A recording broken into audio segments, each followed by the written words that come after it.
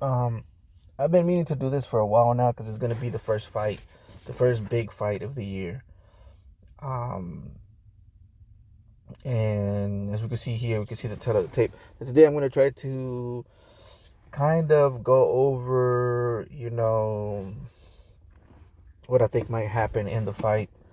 Um, who I think it has a bigger possibility of winning. I really don't know who's gonna win, to be honest, but I do know that the favorite is Usyk. Um, Even though if we see here, the reach advantage is by far on Fury's side. Um, I think Usyk is a year older, which is crazy. I didn't know that. Um, I did not know Usyk was older. Because I know Tyson is ancient. In my opinion, for boxing years, he's been around for um since Klitschko's, right? Since the Klitschko's were on their way out. That's how he became famous, by beating up one of the Klitschko's. I forgot which one. I get confused with their names, but it was the older Klitschko, I believe. Um, but this fight here is a very interesting fight. Um, I'm very interested in Usyk and the way he fights, because he does a lot of things that a lot of people believe are incorrect in boxing, and I like fighters like that. And Fury does the same thing too. Fury does a lot of the big names out there do things that people consider to be technically wrong or technically flawed, and I always like to point those guys out, because people, you have all these teachers on YouTube, and they always tell you, don't ever throw your punch this way. You get those classic videos where it's like, this is a work of art, this is bullshit. And then it's always like something that a professional boxer does, and you're like, oh my god. And it's stuff like that I like to talk about, because one of the biggest pet peeves, which is something that's very common of mine. One of the biggest pet peeves of mine is when people repeat stuff just for the sake of repeating it because it sounds cool or somebody else said it. Um, and and it just, they don't really like, most people are like that, by the way. And I'm not trying to say, oh, I'm different, or everybody's a zombie except for me, but it's just like, from my experience, um when people have an opinion that they have to say, it's something that I've heard already somewhere online. It's like kind of like when back in the day, it was easier because everybody watched the same TV. So, every time there was like a Jim Carrey movie or something, like I was a big Jim Carrey fan. I still am. He's like my favorite movie comedian. And and I was always trying to be like him. I was always trying to imitate his moves and stuff, and and and every time there was a Jim Carrey movie on TV, be it The Mask or Ace Ventura or whatever, I would always copy his moves or whatever, and not knowing sometimes what they meant, because sometimes Jim Carrey, he's a bit of a some of his jokes are sexual, and I didn't know. I was a kid, um, and I would do like a joke and or whatever, and somebody would be like, "You just saw the Jim Carrey movie, didn't you?" And I was like, "Yeah." But that was me when I was a kid. I was like, I would say maybe like 9 or 10, maybe a little younger than that. Um, and I was kind of embarrassed, but at the same time, I was just a kid, and I was just, yeah. I kept doing what I was doing. Um, trying to be like Jim Carrey. And but now you got grown men, quoting shit that they hear online, acting like they're original or some shit. But yeah, man, Tyson Fury,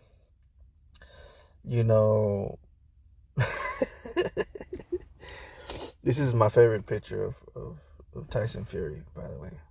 And my favorite picture of Usyk is actually this one here, or this one. This one's my favorite picture of Usyk.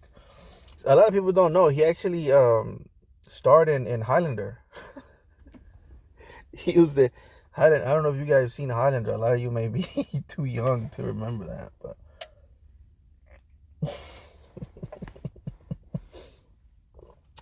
By the way, guys, I'm drinking a Celsius right now. Just in case you guys hear me like drinking something.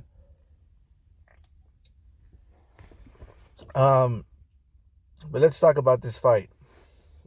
Some of these things that these guys do that are considered to be bad is, for example, on Tyson's side, he slaps with his jab. So he flicks it, he slaps it, he throws it. Right? Flicks it, slaps it, and throws it. Sometimes he hooks it, then he moves around, which is the trifecta of a good pure boxer. Is hook, jab, move your head. Hook, jab, move. Hook, jab, move. Right? That's gonna, if you see somebody doing that, that's a big sign that he's going to be fighting like a pure boxer, and that's what Tyson does. That's his bread and butter. And that's not even going into when he started working with the Crunk Gym, because that's a whole nother can of worms that he developed there. And we're gonna get into that too, but that just goes for trying to explain what Fury is in his, I guess, his essence. Excuse me, that was a weird burp that came from my soul. Have you ever had those burps where you burp and it just comes like from deep inside you? I feel like I got cured from cancer with that burp. But getting back to this, Tyson Fury. Tyson Fury is one of these guys that he's a pure boxer. Both of these guys are pure boxers, by the way, but they're different. They're different types of pure boxers, because not every pure boxer is made equally. There's I like to break them down to 3 categories. Now, this is just me making like a science out of it, my own science out of something that isn't, it's kind of like a science. It's more like an art form, but humans, we always do that. We try to break things down into categories in order to make sense of things. That's just what we do, and that's how we made it out of the wild.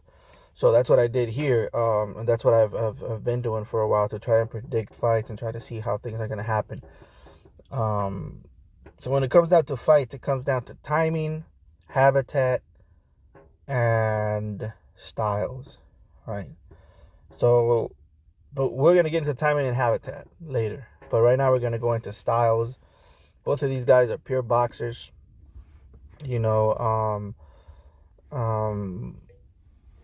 Both of these guys work their jabs in various different ways, and they establish the jab in order to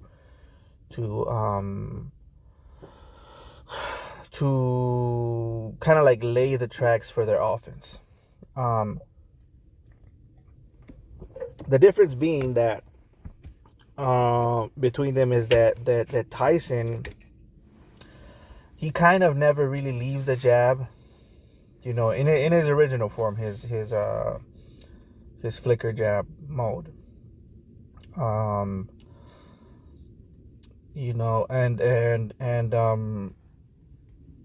that's what he likes to do, right? He likes to flick the jab, move, hook, sometimes slap, and he tricks his opponents that way because they don't know what's coming. They don't know when they have to punch. They don't know when they have to do anything because he's so jittery. And this is a thing. This is not something that he's doing accidentally. It's a technique. It's a strategy, and it works for a lot of types of fighters, especially guys like him that have lengthy um, arms. Um, and what I call Tyson, the category of pure boxer that Tyson is, he's a jabber, he's a master jabber, pure boxer.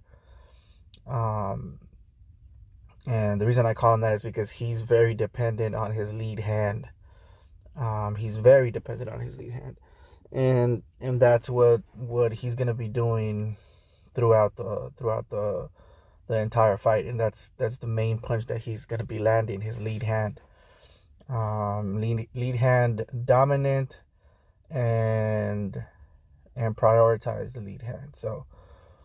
Um, so and it's gonna be very hard for most people to get past that lead hand, right? And that's what a pure boxer is, and that's the most basic style of boxing is the pure boxer.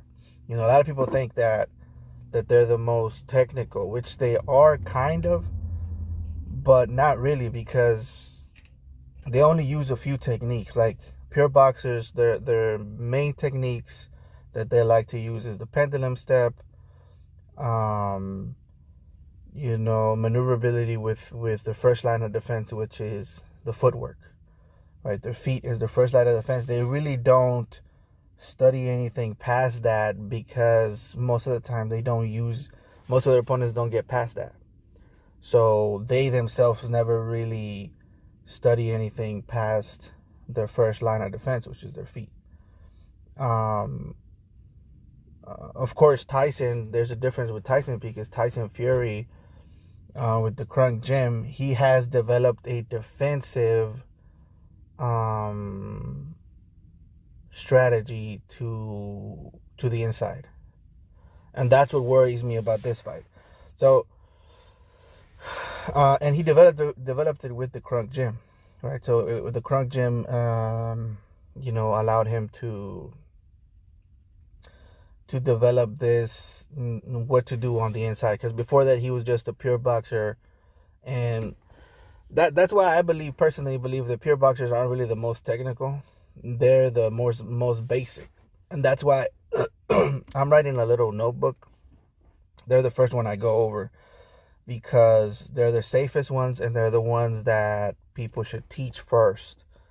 Is how to stay on the outside, how to stay behind the jab, and how to create that first line of defense, which most martial arts should start that way, by the way. If you guys are making your own martial arts out there, you should be starting with your lead hand, your lead foot, establishing distance first, and making that first barrier, and first line of defense. Of course, after that, it is important for you guys to develop inside work, clinching work, and all kinds of stuff in order for it to be a complete martial arts. But I feel like most pure boxers don't ever make it through that because they think that they're always going to stay on the outside, and they never get pushed to that limit unless they get older or something like that, and they have to adapt. And by that time, it's too late. A good example of that is Ali, Roy Jones Jr., stuff like that. It catches up to them, and they the first thing to go for a boxer is their legs. Okay, their legs is the first thing to go. And that's why a lot of these types of boxers, if they don't adapt to their old age, the younger fighters are going to catch up to you. They're going to get on the inside really fast, and they're gonna knock you out. This is the main reason why inside fighters, or rather pressure fighters, beat pure boxers. because pure boxers, they have this dumb mentality that says, oh, I'm so technical that I'm always going to stay on the outside. But if you don't know what to do when somebody closes that distance, if you find a guy who knows how to close that distance, most of these pure boxers don't really know what to do. They just shut down because their first line of defense was nullified, and they don't have anything past that. But a real good defensive fighter knows how to defend in every way. For example, the first line is jab and footwork, right? Once they get past that, you need to learn your clinching game and your head movement on the inside, right? So clinching game is it's a nullifier.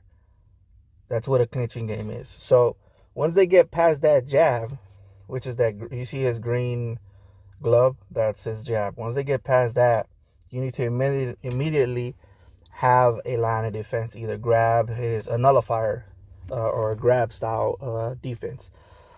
Either put your forearm on his neck, right? Grab him, hold him, or put your weight on him.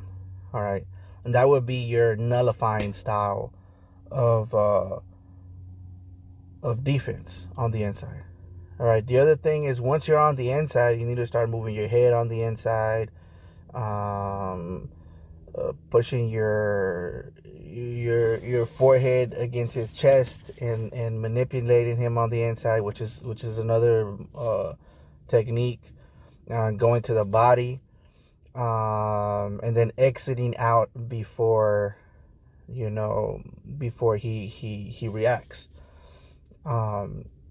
It's kind of like poker, right? You wanna get out with your chips, and you want to exit before it gets too hot in there, and they call you to that back room and start asking you questions about why you're counting cards. But it's like that. It's like that song, that Kenny Rogers song. So you gotta know when to hold them, know when to fold them, know when to run and hide, know when to jump. You don't count your money when you're sitting at the table. Yeah, it's pretty much like that, man. You gotta know when to do what. That's where timing comes in, and habitat comes in. That's something else. I'm not gonna talk about that right now. But anyways, but yeah, those are the lines of defense. The thing is, okay, Tyson has that. So what I'm looking at is all the wrinkles Tyson has. And Tyson, at the beginning of his career, he was just a pure boxer. He was just a basic 1-2 stay on the outside boxer.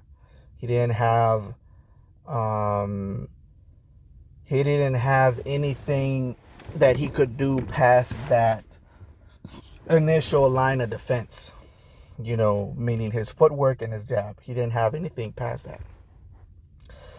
And when he faced Wilder is a weird type of fighter. Wilder, he's also a guy who stays on the outside, but his bread and butter is the 1-2, because his 2 is just a killer. He lands that 2, it's over for you.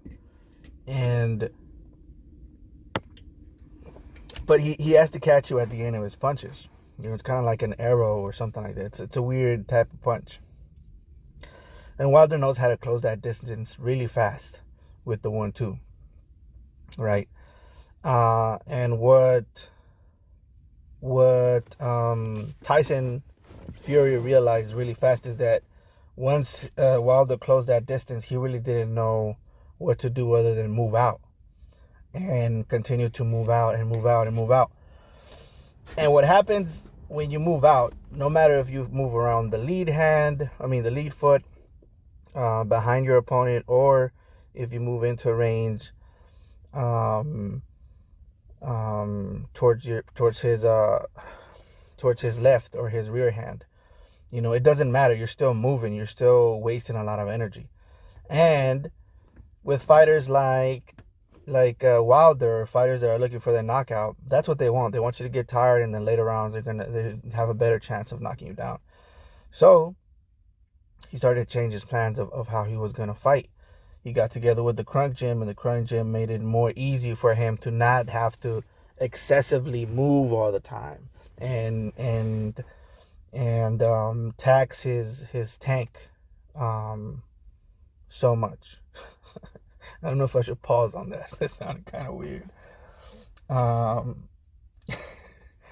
Just you know what I mean. Like if he moves too much, he's gonna waste a lot of gas, waste a lot of energy. And the Crunk style of boxing, it does the opposite. It allows you to not have to excessively move so much, and only move when you need to, and when you don't need to, put your body weight on your opponent in order to get him tired instead of you getting tired. He kind of flipped the coin on Wilder and made him get tired instead of what Wilder was doing to him in the first fight, which was making Tyson do all the fury. Jesus. Tyson do all the work, and then in the later rounds, he'll knock him out. But in the second fight, Tyson, wore him down by walking him down. And the best way I could describe the Crunk Gym style, it's you fight with a mentality. If you're in a Crunk style gym, or in a Crunk style fighting mentality, your mentality is you're gonna give your opponent two choices. Either let me jab you until I can hit you with a 1-2, or get grabbed. Those are the choices you're going to give your opponent. And if you get into that mentality, you throw the jab, and if they try to go under your jab, you grab them, put your forearm on them, lay your weight on top of them until the ref separates you, or until you feel the guy tries to do something, you spin him out, and then attack them. It's a very sneaky style. I personally do like it. I know a lot of people are like, it's too much grabbing and stuff like that. I think the clinch game is an art form that was lost in time with boxing. In the beginning, you got to understand, boxing was wrestling. Wrestling and boxing, they were like brothers. And then the Queensberry, is it Pillsbury Dough rules? The Pillsbury Dough rules of boxing came in. And he kind of looks like the Pillsbury Doughboy here. But anyways, the rules of boxing came in, and they separated, the two brothers. And wrestling went its own way, and it started doing a bunch of fake stuff. And boxing, became more and more soft as the years go on. And now, people just complain pretty much. Both in and outside of boxing, by the way. But the Crunk Gym is one of these gyms that still retains some of the clinch game, that still retains some of that old school clinch game from the Jack Dempsey days, from the not even older than that, from the Jack Johnson, I believe.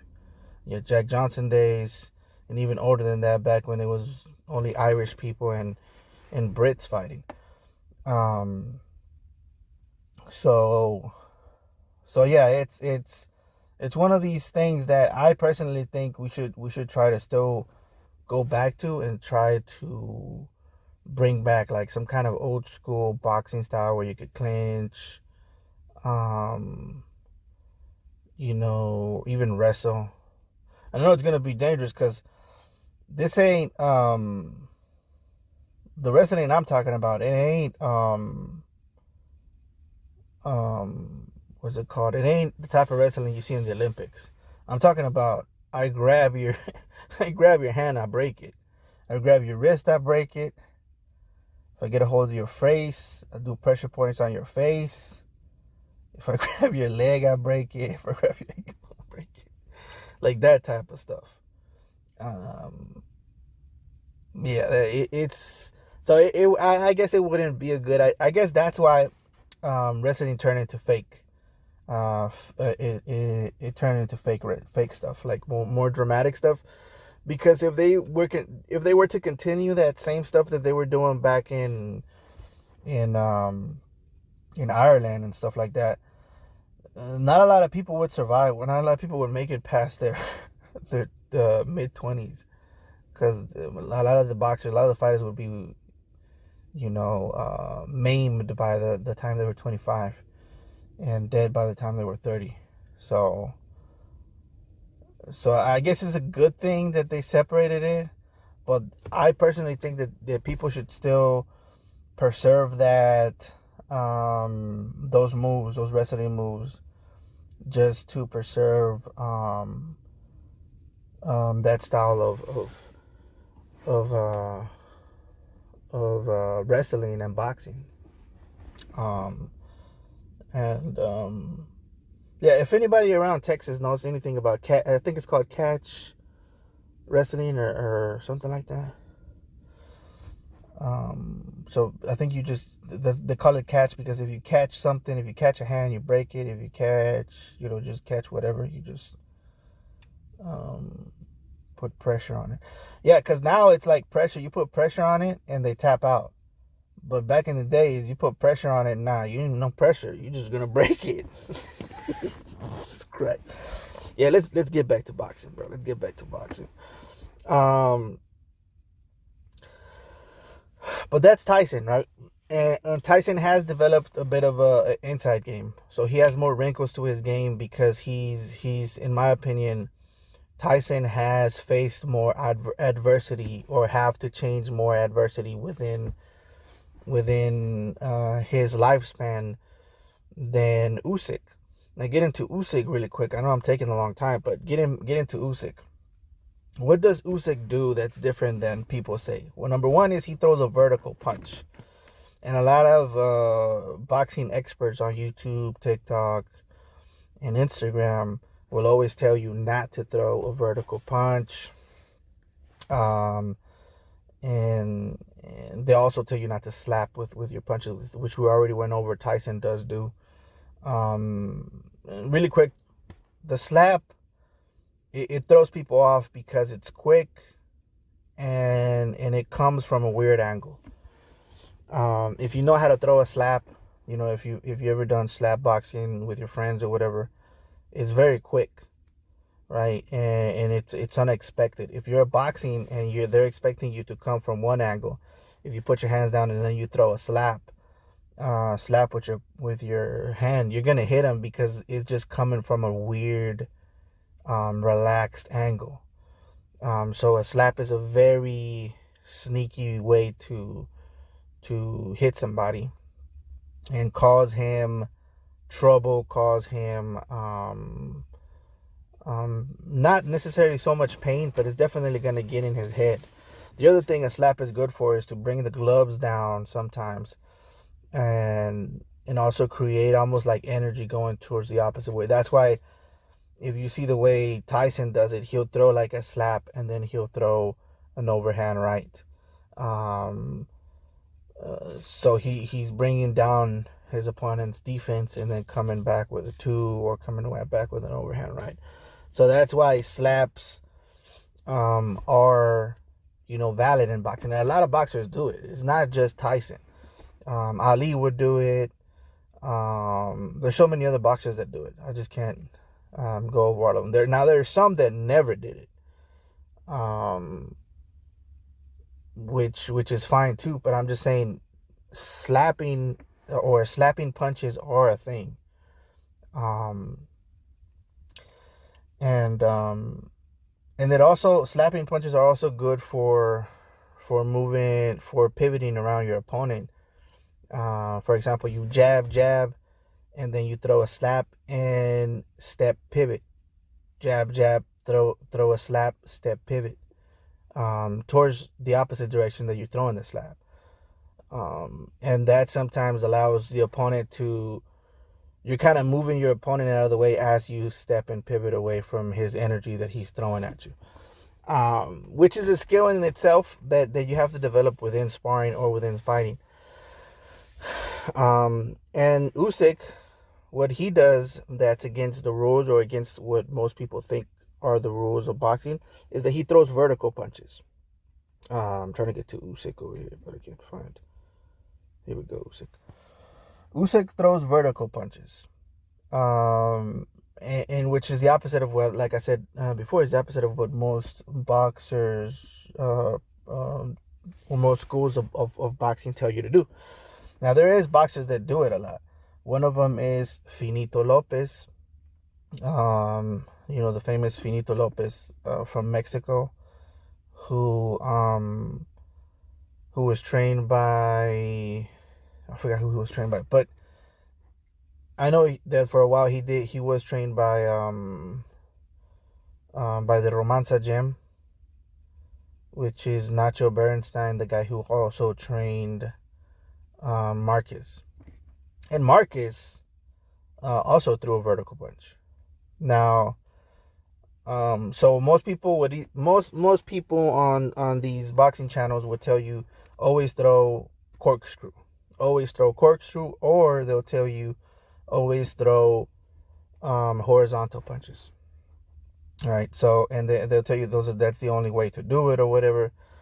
But you have a bunch of Mexican fighters that throw it vertical. Barrera used to throw it vertical as well too. So and you could go see him versus Naseem Hamed. He was doing nothing but vertical punches. Sometimes he would corkscrew his punches for a little extra power after he was slipping through the guard. But the main reason boxers throw vertical punches is to sneak through the guard.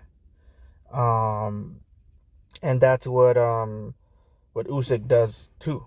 That's the main reason he uses it. Let's talk about the strategy of Usyk. Usyk uses both vertical punches and horizontal punches. Sometimes he throws some corkscrew in there too, which is what you're supposed to do if you're a fighter. You're supposed to mix it up within these three types of punches, and even throw a slap every once in a while. And that's the way I think you should do it. Because all of these punches have their place within a fight. You just have to try and figure out when. It's like I told you, you gotta know when to fold them, stuff like that. When to hold them and stuff. So you gotta know when to use what punch. So the vertical punch is mainly used, like I said, to slip through the cracks through a high guard. If there's a guy who has that high guard or has really good defense with his guard, then you're gonna want to play with the lead hand, with the lead hand and the lead foot, and throw verticals every once in a while. And then when the opponent tries to catch that vertical, you throw a horizontal over the top. And that's where Usyk's game plan starts off in. From that moment. So that's where the whole game plan is for him. The lead foot, the lead hand, and establishing the jab within vertical and horizontal. And by the time and he's also a pot shotter. So earlier I said I told you what Tyson was. According to me, he's a pure boxer, jab master. Meaning he's a pure boxer that relies a lot on his lead hand and establishing his jab, and really not moving from his jab unless it's absolutely necessary. Now, Usyk is also a pure boxer, but he is my favorite brand of pure boxer because they're the most entertaining style. They are a pure boxer pot shotter. And a pure boxer pot shotter, they're very rare, right? They're very rare. Usually they have very, very good movement. They have very good footwork. Um, and they know how to catch people with hard shots and then move out of the way. So one of the most famous one is Floyd Mayweather. Another one is Willie Pep. And who else? Those are the ones that I can remember, right?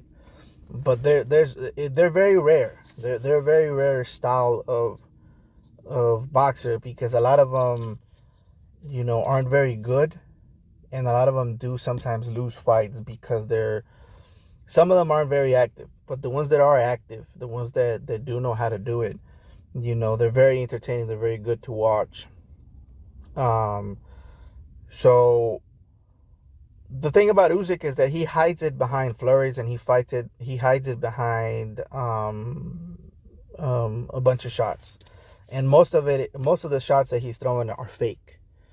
The main thing he's trying to do is this lead hand vertical or horizontal over the top of the lead hand.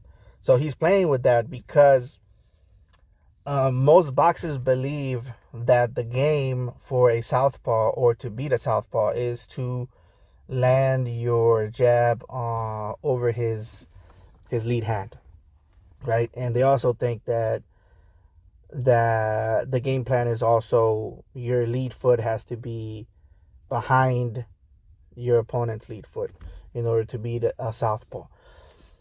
Unfortunately, that is only half of the battle, and that's actually not the basics of it.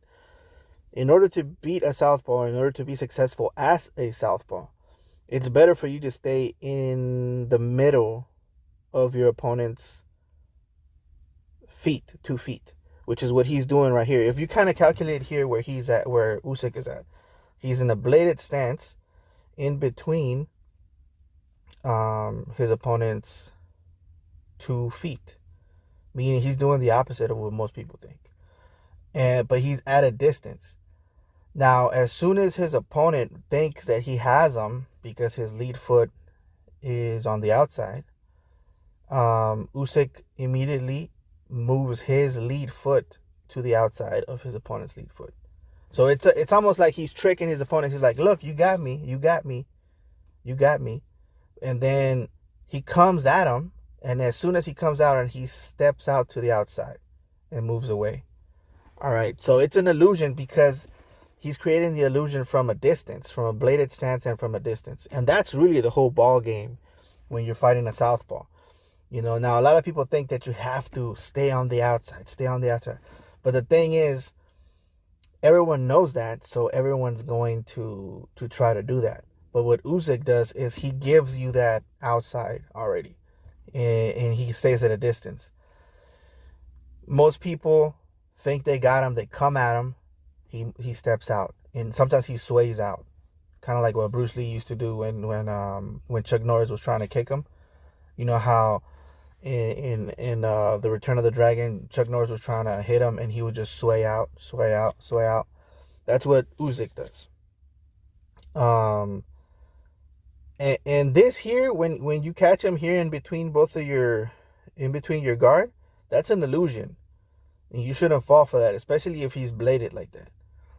Now, if he's squared up to you, you may have him, but Usyk, when this happens, it's either because Usyk is tired or he's been getting hit to the body too much, which is his weakness, by the way. Now, what happens with Usyk when he gets hit to the body and he starts getting tired is he starts throwing flurries. So he's the opposite of most people that just guard up and shell up and go to a corner and just take it. He starts throwing punches. So he's kind of like a cat when he's cornered. He just starts throwing punches, and then he tries to move out. So that's the one thing I like also about Usyk is that, he's just a fighter that way, and But the thing about it is that if you time these, you can catch him with a good shot if you're smart about it. So what I would do personally if I was fighting someone like Usyk, because Usyk, by the way, he doesn't have that many wrinkles because he hasn't had to use that many wrinkles. Most of the time, this game plan that I just told you right now, it works for him all the time, and he doesn't really have to. He doesn't really have to do much past that.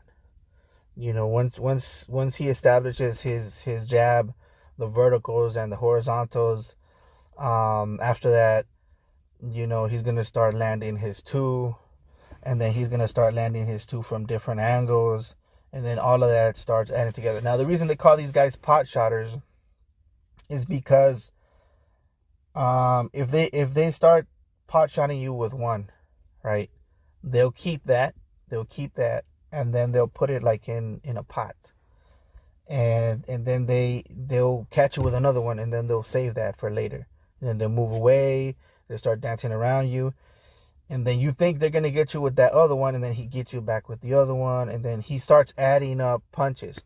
By the time you get to like the 8th or 7th round, he already has a bunch of shots in the bank that he could hit you with. And the way he does this is by catching little movements that you do, little reactions that you do. He's constantly baiting those reactions and catching you with those things. And not only that, but he could recognize when you're open for it again. So they're very hard to deal with. You know, and that's part of the reason why Anthony Joshua had so much trouble trying to get him. Now, towards the end, he started realizing that he could beat him by going to the body, but there was too little, too late.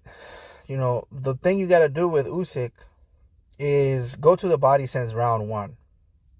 All right, go to the body since round one. He's going to pot shot you, right? He's going to pot shot you, but just know that he's banking on you getting bothered by those pot shots. He's banking on you getting frustrated by those pot shots. Because his whole thing, you got to think of Usyk like a rabbit. Or like Bugs Bunny. You know how Bugs Bunny would make people mad, and then he would run away? And then he would make people mad again, and then he would run away, and then he would do something unexpected, like kiss you or dress like a girl or something like that. And you'd be like, what? I'm trying to kill you, and you give me a kiss or something like that. So that's how you gotta think about it. He's banking on making you mad with these things and run away. And then he makes you mad with another thing. Oh, I caught you here, haha. And he moves away again. And then, oh, you thought I was gonna do this? Pop, I did that, haha. So he's like a trickster. And that's why I call this type of fighter a pot shot trickster pure boxer. Because they're very crafty, very tricky. But if you know this about them, right, don't get frustrated and don't pay attention to those pot shots too much.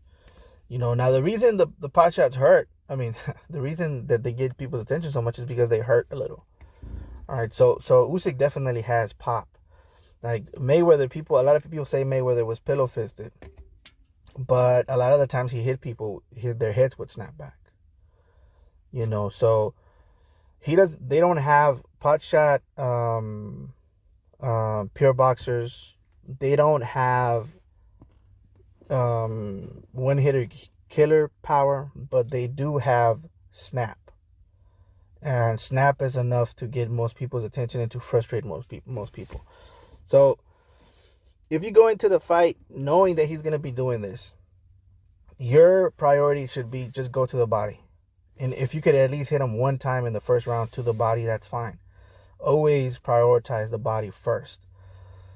And if you do that, you know, hit him with good hard shots. You know, I don't know if some people don't know how to hit to the body. Like if you hit him to the body, hit him like you're trying to hit him in the rib cage and push up on the rib cage. You know, if you hit it in the solar plex, you know, punch down on the solar plex. Punch up on the solar plex. You know, almost make it to where you're trying to rip the the rib cage out of him. You know, I don't know if you guys seen that movie Blood In, Blood Out. There's a part in the movie where there's this guy who knows something about where the bad guy is or something like that. And I forgot what his nickname was Good Times or something like that. And he was an African American. He was a black guy. And the cops couldn't get anything out of him, right? And then they let the Mexican guy go in there and try to get the stuff out of him. And the Mexican goes in there and he grabs him from the rib cage and he pulls up on him. He pulls up and he tells him, "Tell me where, where the guy is," or whatever. And the black guy screams like a bitch, bro. He's like, "Ah!" And I remember laughing at that and thinking that he was a bitch. But then I got hit to the body with an uppercut. And I was like, "Oh, okay. I get it." That's how the mentality you have to have with body shots. When you throw a body shot, don't just throw it.